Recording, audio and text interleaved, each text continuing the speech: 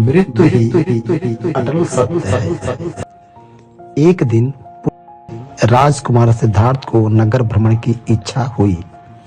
राजकुमार के आदेश पर छंदक ने रथ तैयार किया और सिद्धार्थ को लेकर नगर भ्रमण को चल पड़ा।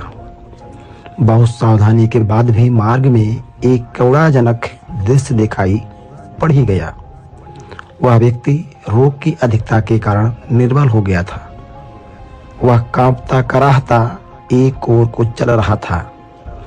उसे कराहता देख सिद्धार्थ ने पूछा, इस व्यक्ति को क्या कष्ट है? यह कराह क्यों रहा है?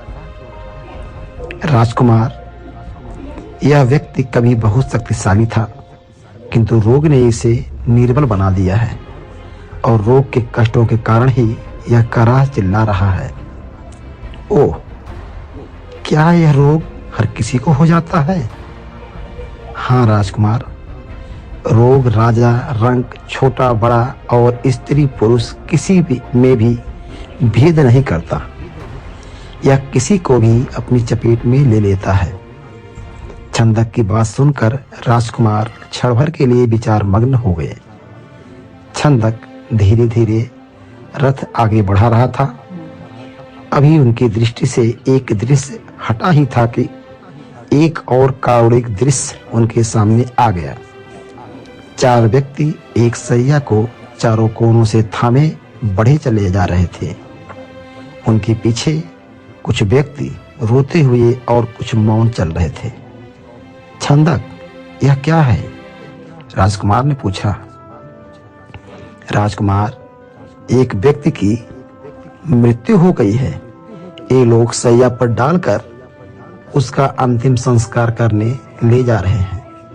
जो व्यक्ति उनके पीछे रोते हुए चल रहे हैं वे मरने वाले के परिजन हैं।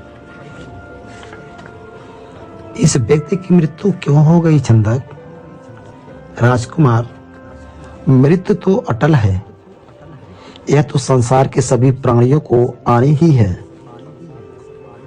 तब क्या मैं, यशोधरा, महाराज आदि सभी मृत्यु को प्राप्त होंगे? अवश्य राजकुमार, कुछ समय पहले या बाद में सभी प्राणियों की मृत्यु होनी निश्चित है। जो जन्म लेता है वह मृत्यु को अवश्य प्राप्त होता है। छंदक की बात सुनकर सिद्धार्थ मौन हो गए। रथ धीरे धीरे आगे बढ़ रहा था। राजकुमार सिद्धार्थ की आंखों के सामने दृश्य लगातार बदलते जा रहे थे। सिद्धार्थ अभी विचार मग्न ही थे कि आगे से भगवा वस्त्र धारण किए एक व्यक्ति आता हुआ दिखाई दिया। तप और साधना से उस व्यक्ति का मुखमंडल दमक रहा था।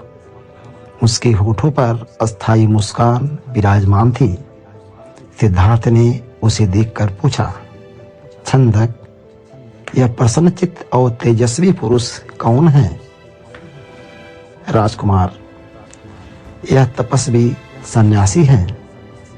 यह संसार के राग द्वेष से मुक्त हैं। संसार में कुछ भी होता रहे, यह सदैव निर्लिप्त रहता है। इसी कारण यह सदैव प्रसन्न रहता है। अब राजकुमार सिद्धार्थ ने मन ही मन विचार किया कि इस संसार के भोग विलास में कुछ नहीं रखा। अब मैं भी इस संसार में निर्लिप्त होकर सन्यासी ही बनूंगा। यह विचार कर उसे कुछ संतुष्टि मिली।